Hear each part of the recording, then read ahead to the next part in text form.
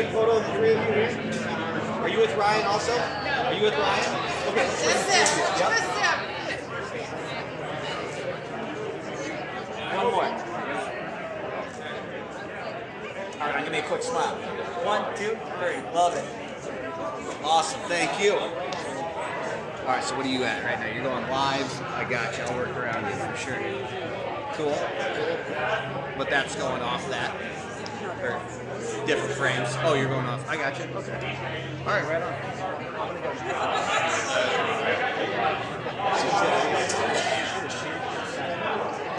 You see her? Tiffany. Yep. Well, good afternoon. We'll go ahead and get started.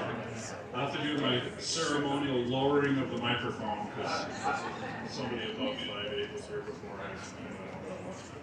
Thanks for being here. What a beautiful afternoon, huh? It's incredible.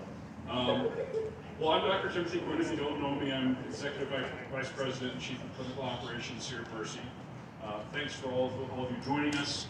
We're thrilled to have the providers, physicians as part of this that helped us lead to this point, the folks that have contributed to the development of the project.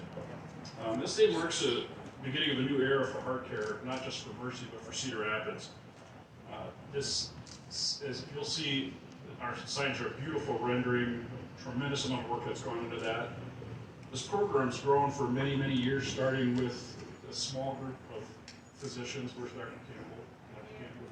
Campbell? And you know, it's exciting to see how far it's gone. This program now is serving the majority of patients in Lynn County. Mercy's the only hospital in Cedar Rapids currently ranked as a top 50 cardiovascular hospital by Fortune and IBM Watson Health. It's also the only hospital in the city to have earned the prestigious 3-star rating, which is the highest rating for open heart surgery in the Society of Thoracic Surgeons. So let's take a moment, give our heart and vascular team a round of applause for providing the very best.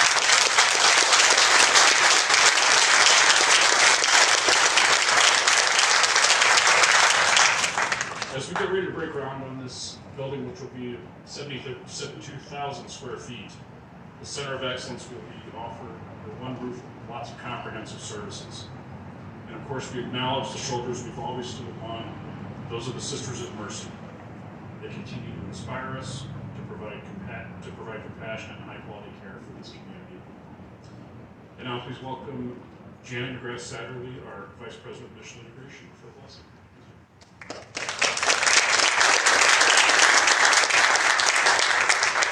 Good afternoon. As we gather today for the groundbreaking of the Heart Center, a new ministry of mercy, we recall that tomorrow, September 24th, is Mercy Day. This is the day in 1827 that Catherine Macaulay opened the House of Mercy in Dublin, Ireland. This house would transform the lives of poor women and children, providing them with a safe place to live and the opportunities that education would afford. That was the first opening for the Sisters of Mercy, but it was certainly not the last. And so here we are today. I offer this reflection of what this ministry of healing will be as it lives out what it is to be mercy. To be mercy is to listen, to lend a hand, to encourage, to reach out, to comfort, to respond gently. To be mercy is to smile, to share a worry, to forgive, to speak honestly, to understand, to stand with, to pray, to seek justice, to receive and reflect the compassion of God. May it be so for this new Heart Center and for all of Mercy. Amen.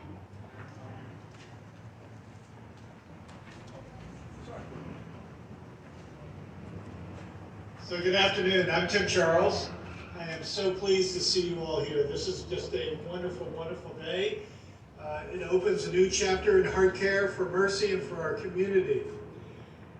We're celebrating this event, this moment in time, but I just want to say that I'm very cognizant that we're doing this in an unprecedented moment. And I want to reflect on the fact that we're doing this not only for Mercy, but in the context of the Med Quarter. And when the Med Quarter was developed, when it was conceived, when the idea sort of came to be, it was not only an opportunity for us to contribute to the economic well-being of the community, but it actually provided a context for the providers within our community on both ends of 10th Street to come together in times of trial and agree that we're going to serve the community the best way we can. And I would like to just together acknowledge and congratulate our medical community as a whole for the job that is still being done as we continue to work through this extraordinary moment.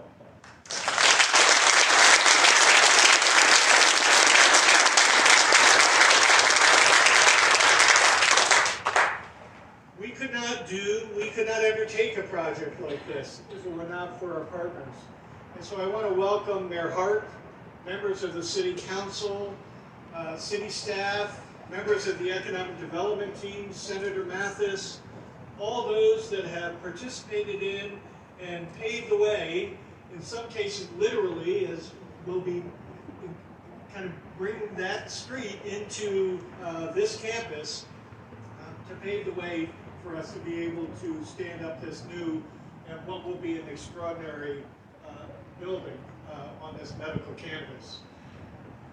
I had a moment ago, I was talking with Ryan Hollenbeck, who is leading this effort for us. And Dr. Hollenbeck, as many of you may know, came to us from, he's a Vinton guy. He trained at Vanderbilt. He came back to Iowa. He actually, at that time, he had done more TAVR procedures, which was a breakthrough procedure in cardiac care than anyone in Iowa. But he came here, patiently worked with us to help develop the cardiac service. And he was standing on the shoulders of Ken Campbell, who was referenced before. But here's the thing. You know, sometimes we think we have one or two providers that are taking care of us in terms of our cardiac needs. I'm going to walk you through the list of individuals that are on this team, right? And there are many. So I want you to get a sense of the breadth and depth of the cardiac providers that we have in our community that are associated with this project. So Dr. C.C. Lee, who actually is not with us today, he, believe it or not, is on vacation. He has canceled, I don't know how many umpteen vacations, but he sends his greetings. So Dr. Velu Balasubramanian, who just joined us, is also a cardiac surgeon, and we are thrilled, came from the University of Iowa. So really pleased to have you here with us. Dr. Ryan Hollenbeck, who I mentioned. Dr. Shani Matthew-Cuddy, if you raise your hand wherever Shani is. She's working. That's not a surprise. Dr. Rohan Panmacha. Here we are. Good. Thank you. Dr. Al-Wadani. Here. That's great. Dr. Susie Shaima. Working. Okay. And what we talked about. Andy Behad. Andy, thank you. Sam Drejos. Hillary Ben. Joe Godwin. Melanie Tekau-Cassell. Rhonda Bridgewater.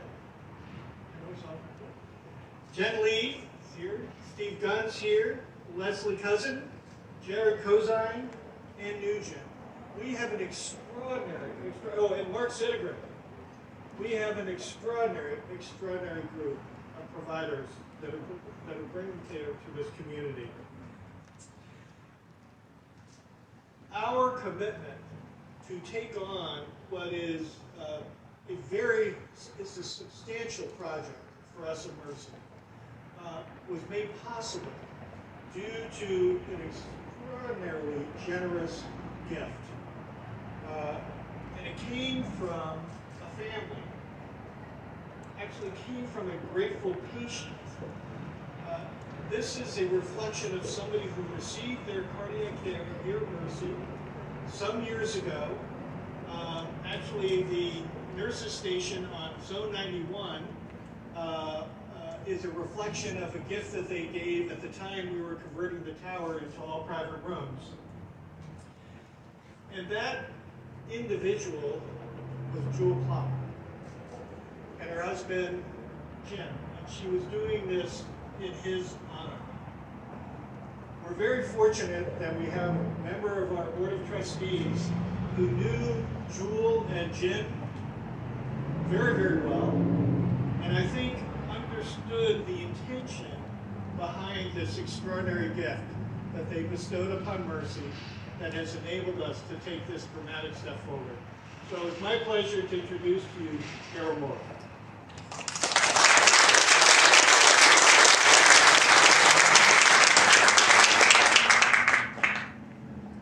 Thanks, Tim, and Tim Quinn. I'm actually lowering this a little more. I am pleased to have been asked to share with you a brief reflection on Jewel and Jim Plumb. I had the honor of working with Jewel and Jimmy, as Jewel called him, for many years, and they were very special people. Humble, unassuming, caring, and generous. Interestingly, the Plumb family was very close to the Halls and the Prines, who have been generous benefactors of Mercy as well. Jim's dad, James F. Plumb Sr., was the Vice President and Chief Financial Officer, actually Secretary of Treasurer as well, of Iowa Manufacturing and Iowa Steel from the time Howard Hall acquired them. James Plumb Sr., in fact, had been the receiver in bankruptcy who originally sold the assets of a bankrupt company, which then became the basis of Iowa Manufacturing, to Howard Hall and a partner in 1922. Jim recollected that as a young boy, at the age of 4, he would accompany his dad to the office on weekends and would occasionally accompany Howard Hall when he delivered Christmas gifts of Howard's homegrown pheasants to family and friends. He would sometimes also accompany his dad, James and Beale Prine, who we referred to as Papa Beale, when they traveled to collect past due accounts. At age 13, his dad engaged him on the weekends to take a pail and walk along the railroad track joined to Iowa Manufacturing, where equipment was being built on railroad cars for the military, and particularly it was to build cement pavers so they could build airways. And Jim's assignment was to walk along and collect all the nuts and bolts that had been dropped so they could be used in the next production. Jim became a graphic designer at Iowa Manufacturing and used his meticulous skills and artistic skills to build the models of Iowa manufacturing equipment, some of which models are now at Brucemore.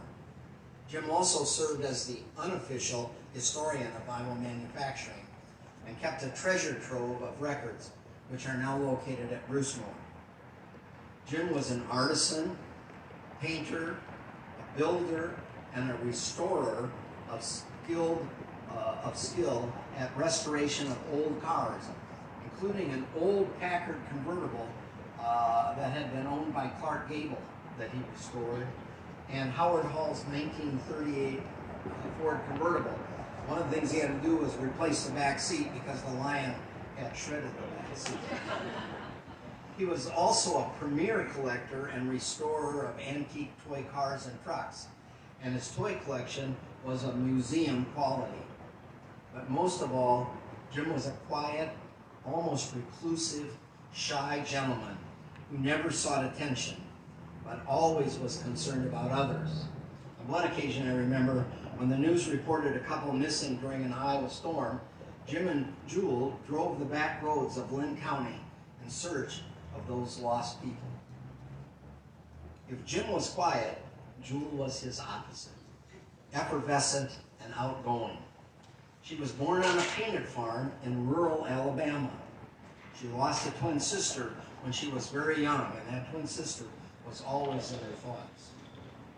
Jewel met Jim at a dance while he was in the Army stationed at Fort Rucker. And 6 months later, they were married. They moved to Cedar Rapids in 1952. Jimmy was the love of Jewel's life, and she was devoted to him. Jewel loved to entertain guests and always had her sweet tea at the ready to serve. When Jewel greeted people at her door, she would often say, "Welcome to my wabi-sabi home." I later learned that wabi-sabi was a Japanese term meaning there is joy in imperfection.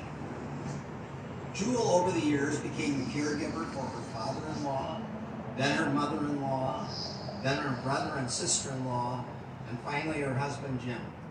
After Jim had some heart issues, Jewel determinedly kept him at home and later funded, as Tim mentioned, the nurses' station on the cardiac floor at Mercy in his honor. Both Jewel and Jim were very generous and big-hearted while living, but in a very quiet way, never seeking attention or recognition. Jewel once observed, "My husband's parents were people who loved to give, and Jimmy and I learned, when you have, you give." We can now celebrate that Jewel and Jim continued their generosity by giving to Mercy in a very big way. I expect they are smiling down, knowing that their gift has made possible the Jewel and Jim Plumb Heart Center, a wonderful and enduring legacy. Thank you.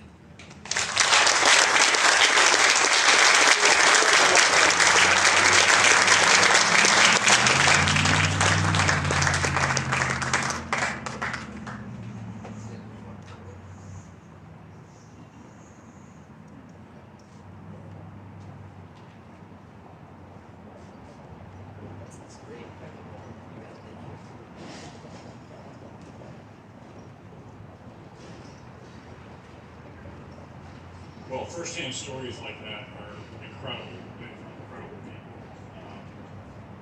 Next, I want to introduce one of our medical directors for the new Heart Center. I also want to point out Jim Addy. Where is Jim? Jim, raise your hand. Jim is the new executive director, started a few months ago. He is the executive director of our heart program, and came to the door and said, "All right, well, I'm here. What do you want me to do?" And I said, "Well, we're going to see across the street. There's your first project." So, jumped right in. He's done a fantastic job. I want to introduce Dr. Ryan Hollenbeck. Ryan, as Tim mentioned, has done a great job working with Jim and with the entire team. It's a challenging thing as a physician to be practicing and trying to help with strategic planning and all the things that you do. So, we're very appreciative of all of his contributions. Right?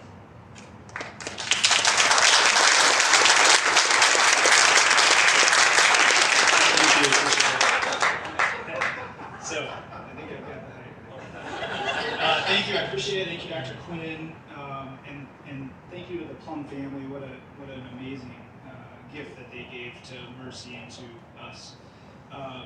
So, as it's been well documented, I did grow up not far from here, and so we were kind of always Mercy people growing up. We had, family, friends, and neighbors who worked here. My first job in healthcare was actually doing EKGs in that building part-time to gain experience, and that's one of the things that sparked my interest in cardiology. So Mercy's kind of always felt like home to me, and I'm very grateful for the experiences then and the ongoing experiences that I've had here. I moved away to do my training and spent some time out of Iowa, and my wife and I always had a goal to come back to this area to practice and raise a family, and so Dr. Campbell recruited me here, and obviously that was a very easy decision for us and one we've been very grateful for and happy about. So since I've been here in 2014, I've been fortunate to see a lot of really exciting changes happen. We've had massive growth in our heart and vascular services. We've nearly doubled the number of providers here.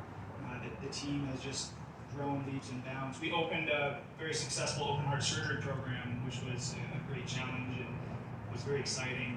We started a structural heart program, which has been awesome. And so I see this building as just another step in the natural progression of our program. One one that's going to allow us to accommodate more growth, see more patients, and do all the things we need to do. And how awesome is it to have a state-of-the-art, world-class heart center right here in Cedar Rapids? It's very exciting. But, you know, at the end of the day, a building is just a building. So the people here at Mercy are really what make this place special. And so I want to take some time to point out the amazing team of people we work with. So all the, you know, Jim has been a great addition, all the physicians, the nurse practitioners, the surgeons, the nurses who are still working right now, and the other staff who we work with who make this place great. I mean, they are available day and night to take care of the hearts of Cedar Rapids, and they do so willingly, and we should all be grateful for that. It's an awesome place to work, and I'm grateful to come every day. So thank you to all you guys for all you do. Thank you to Mercy and to the Jewels. I appreciate it. I'll give it back to Dr. Quinn.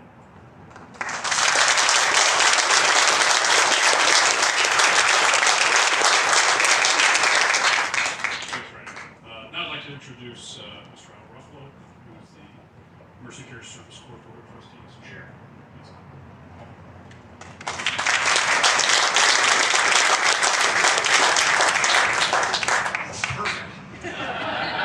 Thank you for coming up, Tim, because otherwise, Ryan, I was going to have to lower it a little bit. What a great day. What a great day for Mercy. What a great day for Eastern Iowa. What a great day for all of our docs, nurses, and entire staff. You know, years ago, I listened to a song by Paul Anka called, I can't remember the name of the song, but some of the lyrics were talking about dreams. And dreams are only dreams until they become reality. Dreams are only dreams until they become reality. This was a dream of Mercy for many years. So today is a step in making this dream a reality. It has to do with vision of the Mercy administration. It has to do with our docs. It has to do with Mercy Touch, all the nurses, the entire staff, to bring a dream into reality. Pretty impressive. My grandfather, Pietro, he would have to lower this a little bit or stand on the stool. He was 5'3", maybe. Hardworking man, grew up in Cosenza, Italy, spent the rest of his life in Kenosha, Wisconsin. And one thing I learned from my grandfather is how to celebrate. How to celebrate special occasions. He would make wine in his basement, and every time there was a big celebration, he would scoot down to the basement, get his best wine, pour a special glass, lift it up to the sun, and say, Bellissimo. So today, if I had a glass of wine, I would lift it up and say, Bellissimo, to both Jim and Jewel Plumb for making this dream a reality.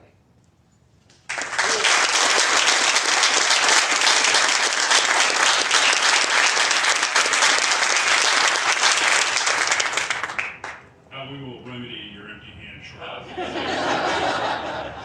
This doesn't count. Stand by. Okay, well, again, thank you all for being here. We're going to transition to the formal groundbreaking. So for those of you involved there, we're going to meet over here and grab a hat and shovel, and you'll tell us where to go for pictures. Okay, thank you.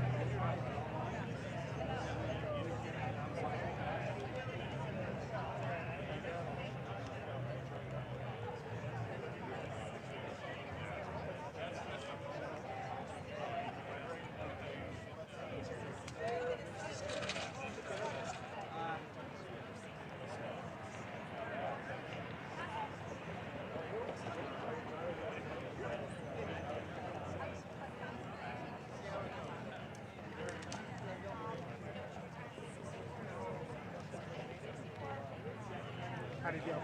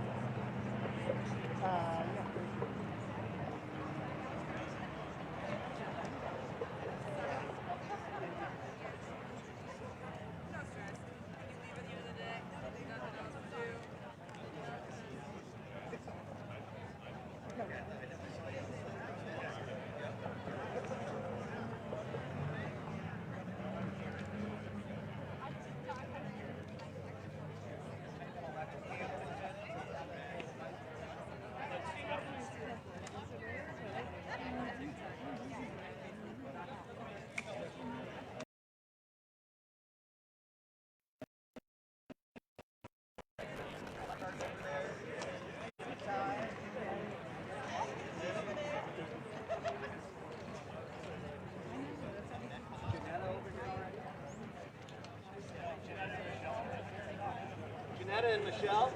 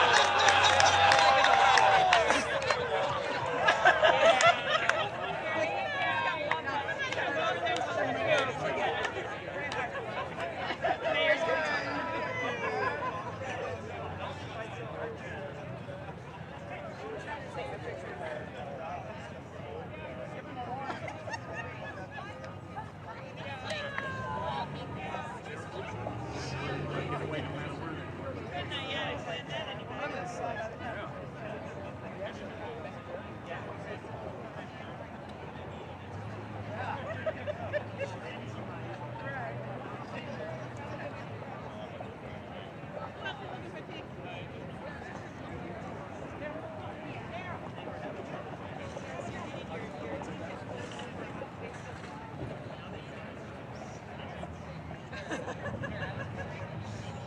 got a way to document that.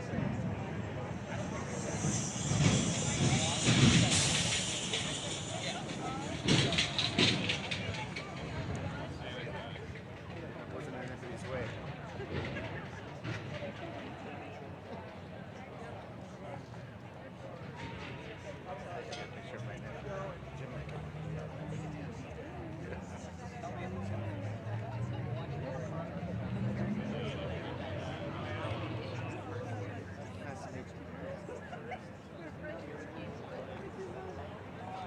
Thanks for introducing yourself. So,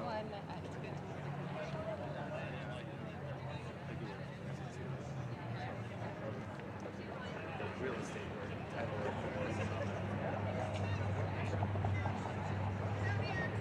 our firm's had a long-standing relationship.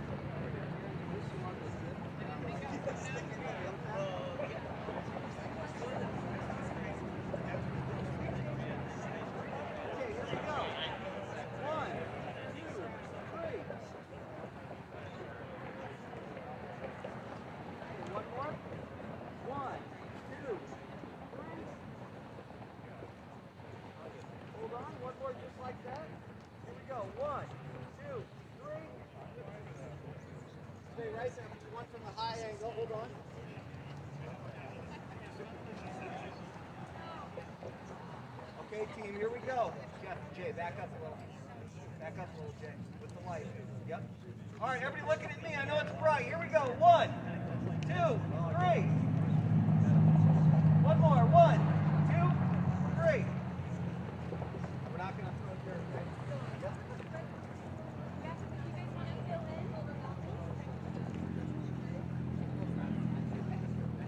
I got it. Let's do this. Let's go one red coat here, one ambassador here, one ambassador. Let me get an ambassador up in the middle too, okay? Let's space you out a little. Let's take you. Let's take you right up in the middle between Tim, Charles, and... Okay. Yep.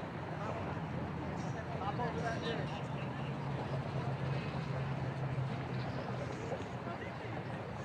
Okay, team. Looking good, looking good.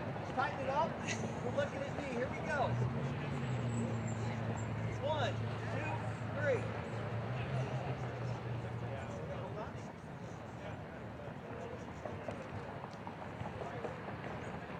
One, two, three.